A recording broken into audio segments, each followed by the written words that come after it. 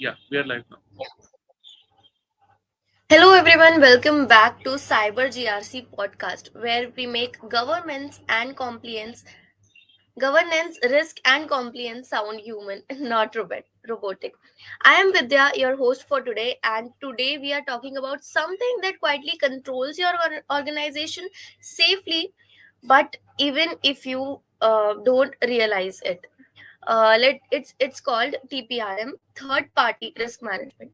Let's unpack what it actually means, why it's so critical, and how do you actually get it right. We had already discussed this on our first podcast also, but we are gonna learn some basics about it. So I would also ask you, sir, to explain a little bit about what we are going to explain today. Sure. So, introduction we already had in the previous podcast, Vidya. If somebody has not seen, they can go ahead and watch the previous. I think it was episode number 1. We started with third-party risk management only. So, if you want to understand the basics, you can go back to that podcast where we have covered all the basics. However, in this one, we will go slightly in depth now, Vidya. Now, today we will understand what are the life cycle phases, what exactly is the meaning of each life cycle. Because today also Okay. somebody in the morning asked me, okay, can you give me a TPRM procedure?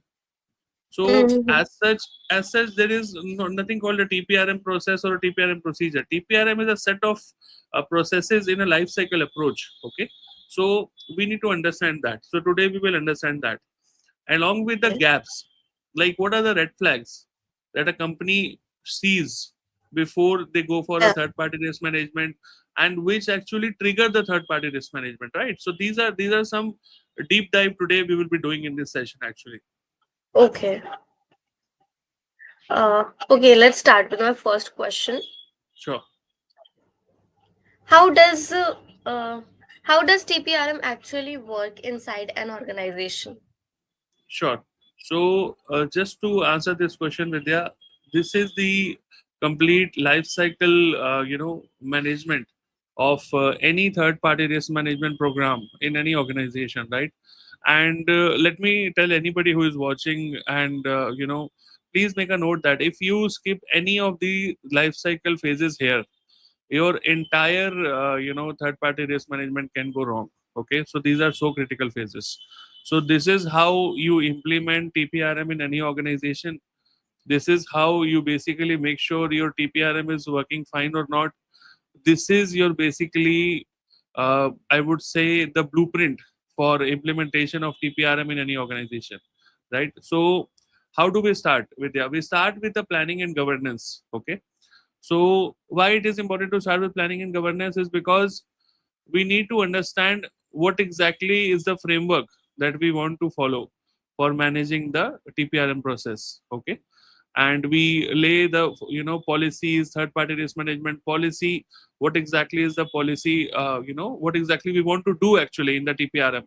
That all we cover Yeah. in the TPRM policy, and what all we Okay. want the company to follow, what all we want the vendor to follow, what all contractual terms we want to make sure the vendor understands and abides by, all those SLAs and everything we actually mention in the TPRM policy. So that comes under planning and governance, which is the starting phase. Then with their second phase is basically third party identification and categorization. This is the second phase. Now you have to identify the third parties, and then you need to categorize the third party. Okay, this is very important step, Vidya, because let me tell you why. If you skip even a single vendor in this stage, in the identification phase, Hmm. then you would basically be ignoring any of the risk which is coming from this vendor, right?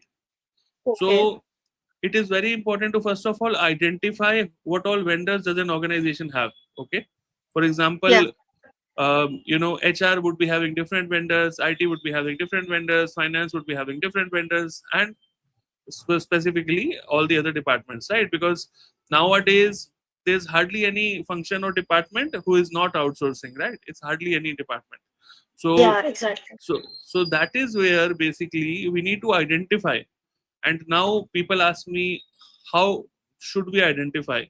How should they make the vendor list actually? Okay, So basically, you need to check with the finance team. Finance team would have already the list of vendors they are dealing with on a day-to-day basis, because with every vendor would be issuing invoices, right? Without money, nobody works. You know that, right? So from that perspective, they would be having the this thing, the vendor list with them for all the vendors that they are actually having on board. And for the new vendors which are still coming on board, which are not there yet, for those vendors, basically the procurement team would have all the records. So these are the two teams where you can actually check the information for the vendor listing. Okay. So the second step, basically, which is identification and categorization, is very important now. Okay. Then you have to go for the due diligence and risk assessment. Again, this is one of the most important stages in the pre-onboarding stage of a vendor, right? So Yeah. basically here you have to perform the due diligence. You need to have a due diligence checklist, you need to have a risk assessment checklist, you need to basically understand what are the parameters on which you basically check the vendor on. All these practically we cover in the training courses that we provide. And how do we do risk assessment? So let me tell you, Vidya, one important thing here. The vendor risk assessment, the third party risk assessment, is entirely different than the third party risk management that we actually do normally. The risk assessment that we do normally, for example, normally we do asset based risk management, right, in ISO 27001. But Okay. in third party risk management, there are some categories of risks that we need to look at. For example, Okay. compliance, Yeah. environmental issues, carbon footprint, all these specific type of issues we need to look at. What is their current compliance level? Are they having SOC 2 or not? Are they having ISO 27001 or not? What is their climate, carbon footprint on the climate? Sustainability. These are the issues that we Okay. look for the third party, because nowadays, uh, even ISO 27001 and all these standards, even ISO 42001, are very hard on the climate changes, because they want you to understand what is the impact of your operation on the environment. But okay, Yeah. as an organization, I am not directly impacting the environment, but what if one of my vendors is heavily impacting the environment and I am using that vendor, right? So again, I am into trouble now, because of, because see, the vendor is doing my work only, right? So again, Yeah. they can say that, why are you using this vendor? You can use some other vendor, right? So Hmm. these are the small things which actually come into play when we understand all these life cycle phases. So this is the risk management part that we discussed. Then after the risk management, you actually go for contractual obligations. You define the contracts and go for any risk mitigation. Okay. And then after all this, so see, now till now we were only doing the pre onboarding assessment. Now onboarding starts. Okay, now onboarding Yeah. starts, and now you actually onboard the vendor. Okay, you integrate the vendor into your system, and then you basically keep on performing the ongoing monitoring and performance management. This you can do by actually monitoring the SLAs, monitoring the KPIs, monitoring any of the measurement and parameters that you have for this particular vendor. You can do that, right? So that is very crucial again, because if you do not continuously monitor, things will change, right? Tomorrow that vendor might introduce new risks to the environment and you are not aware about it. So continuous monitoring is really important here. Then you basically do the issue management and remediation in case of any day-to-day issues. You solve them. And last but not the least, second last step is basically termination or offboarding. Okay, now Hmm. termination or offboarding is really important, Vidya, because if termination or offboarding, if they have not done properly, it will become a big issue. Okay, because let's say a vendor was there, right, Yeah. and he had access to all your infrastructure, right? IT infrastructure, servers, networks, he had access to all those things. But now somehow the access to the servers has not been revoked because of any reason whatsoever. So Yeah. these are the things in the offboarding and the termination process that you need to understand. You need to make a checklist of these things, and you need to make sure that it is done properly. Otherwise, Mm. if even one access is left for that vendor, what can happen in the future. So that is why offboarding is really important here. If a company does not perform offboarding properly, it could become a major issue. Okay. And then, of course, ongoing improvements to the process have to happen because it's a continual improvement life cycle. So as I was mentioning, any lessons learned and all we need to mention in the ongoing improvement part, where whatever we have observed actually, we have to mention in the onboarding, the continuous monitoring register for the vendor. Okay, because every vendor will have some issues throughout the year, where you will actually see them, there might be some lapses, there might be some incidents, critical incidents that have happened throughout the year. So because of that, basically, it's very important that we keep a note of these things, right? Is there a thing that companies can use to maintain it, or I mean, like a software or a something that monitors this? Like you can use Yes. AI in everything, like monitoring, Yes. doing your task, everything, right? So is it कि Right. ऐसा कुछ software होता है? Right. Companies can do that nowadays. It's automation also which is there. Nowadays there are Hmm. tools which actually help you understand the vendor score also. Okay. So there are Okay. different tools in the Yeah. market, right? Like BitSite is there. Okay. Uh, And BitSite gives you a complete vendor analysis. Okay. This is the score of okay. this vendor, this is the score of this vendor. So Mhm. understanding those vendor tools is also a good part if you want to go for automation and all. And what does the score means Score means how the vendor is performing. Okay, in so your they have a sentence? basic threshold. Yeah, so they have a basic threshold. Let's say I think their threshold is 700. If the vendor is above 700, then it's a good vendor.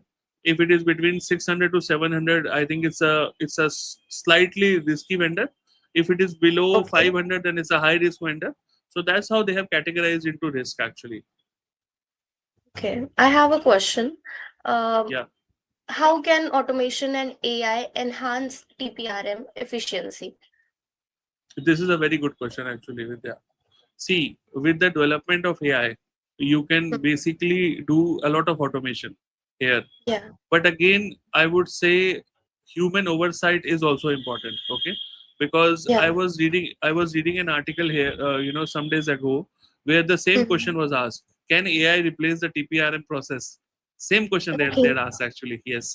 So the answer is yes, but I wouldn't say up to 100% extent. Okay. Definitely AI can do a lot of automation. For example, the risk assessment, the continuous monitoring process, everything you can automate. It's okay. You can ask the vendors to just input the results, and the statistics will come automatically. Everything you can automate. But at the end Hmm. of the day, there has to be somebody who is taking the ownership of that result also. That is really important, Vidya. Because But see, maybe it even is. yeah, go ahead, go ahead. Maybe it's for now. After 10 years or 15 years, someone could do that. Like AI could do it by itself. Maybe. uh, People think that actually, Vidya, but when you understand ISO for 2001, when you study AIMS, then you understand the I should say the caveats around AI. AI again has a lot of caveats right now which we need to Yeah. bypass. The whole Okay. dependency of AI actually is on the data that we provide, right? and Yes. uh, and with that itself, there's a lot of things which we discuss in ISO for 2001 on the same aspect, Mhm. where currently, if you see for the next even 20 years, I would say that it's not possible.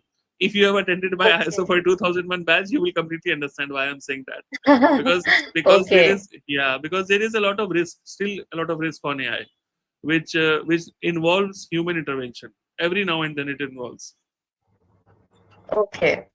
Yeah. Moving on to my next question, that how does TPRM align with enterprise risk management? Yes. So TPRM is a crucial part of enterprise risk management, because if the vendor that you are hiring, okay, onboarding, this particular vendor can basically result into financial issues also, right? IT issues also. They can basically uh, create any sort of issues for the environment, the organization, right? So that is why TPRM is directly related to any enterprise related risk. And the risk management approach that I told you about, where we discuss about Mm-hmm. compliances, where we discuss about the carbon footprint impact, where we discuss about all the different parameters in TPRM risk assessment. There we discuss about enterprise risk also. Okay, how does Okay. this vendor basically cause a harm to the enterprise itself? Okay, so Yeah. those things are definitely there. Yes. Yeah. I would like to tell my audience, if someone want to ask any question, they can drop it in comments and we'll reply them. Yeah. Till then, we have a question that how can an organization quantify and prioritize third-party risk? So it's a very good question, Vidya. We do that by following a vendor tiering process. Okay, Okay. so now what is vendor tiering? Yeah. So basically every vendor can't be at the same level. You understand that, right? Hmm. Yes. Every vendor can't be so critical for me. For example, if I have a travel company who is Hmm. making sure that my employees go to home safely on cabs, and Mm-hmm. I have another company who I have outsourced my employee data for salary processing, these two vendors can't be in the same category. You understand that, right? Yeah. Yeah, so there has to be tiering now on the vendors. Mm-hmm. So what we have in the third party risk management, we do the tiering. And there is a tiering process also. How do we do the tiering? It is based upon different parameters on the business, right? For example, business impact, a cost of non-compliance, many other parameters are there. So all these we do Mm-hmm. practical hands-on in the sessions actually. And once we do the vendor tiering, now if a vendor is very critical, we put it into tier one criticality, right? So now it's obvious, if a vendor is in tier one criticality, Vidya, any risk arising from that vendor automatically becomes critical for the organization, right? Very Yeah. simple. Correct. So this is how we basically do it in the classroom environment, where we actually ask the learners to categorize the vendors, and we do them a segregation platform also. How do they segregate? What are the different parameters on which they can segregate and all that? Okay. Okay, I'll ask my next question. That is, what are key indicators that a vendor poses high cyber risk? Yeah, so this is a very good question now. So these are some of the vendor related common TPRM red flags, key indicators you can call them, or gaps also you can call them, Vidya, which you see on the screen, right? So these are some of the things that you need to be very careful about. For example, Mm-hmm. are you observing any access control issues? Are you Hmm. observing any contractual weaknesses? Are you Hmm. observing any monitoring lapses? So these are all the gaps related to TPRM that organizations basically face. These are the red Hmm. flags. That means that your TPRM process is not working properly. Okay, these are the deficiencies in the TPRM process actually. Okay, for example, Yeah. risk scoring, whatever risk scoring you are doing is not consistent. Okay, your exit strategy is not present. Your incident response is there, but it is failing. Your subcontractor Hmm. uh, is there is no way to actually understand who is the subcontractor and what exactly the subcontractor is doing in your basically third party vendor case, right? And all these things, basically financial oversight, not monitoring the vendor financial stability is a big issue. Okay, so all these basically are the common TPRM Hmm. gaps that basically any organization needs to understand when they are trying to adopt a TPRM approach, or whether they need to start a TPRM process or not. Because see, anybody who is watching this, if you are facing these issues, that means that two things are there: either your TPRM is flawed, whatever TPRM process you have is not correct implemented, or Second thing could be that you do not have a TPRM process altogether. That is why you're facing so many of these issues, right? So so that is where Yeah. basically we need to understand all these gaps. Okay. What's the difference between vendor due negligence, sorry, diligence and continuous monitoring?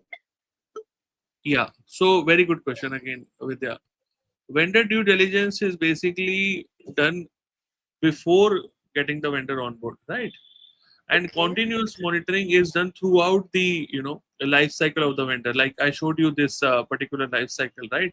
So Yeah. in this basically continuous monitoring will keep on happening. For example, the third stage of the life cycle where you are performing risk assessment, you can't do risk Mm-hmm. assessment once. Risk assessment has to be performed multiple times, right? Yeah. Similarly, contractual terms review have to happen again and again. What if a new compliance comes into play? You have to review the contractual terms again, right? So Yes. all these things basically matter, and these things basically need to be done on a periodic basis. Like you can't ignore them actually. So this is Okay. where it is important. Yeah. So can you just tell me how diligence, right? Yeah, due diligence is done, and like thoda detail may we can have discuss. Yeah, definitely. So basically, what we do in the due diligence part, we have a questionnaire. Okay, in this questionnaire, Mm-hmm. basically, we ask each and every question about the vendor. For example, what is your current compliance level? For example, when Okay. have you completed your SOC 2 assessment? Do you have Yeah. a SOC 2 report or not? Okay. When have Okay. you completed your ISO 27001 certification? Do you have a ISO certification Mm-hmm. or not? Are you Mm-hmm. conducting your internal audits regularly or not? If yes, then what are the results? Are the results satisfactory or not? All these questions we basically ask in the due diligence checklist, Vidya.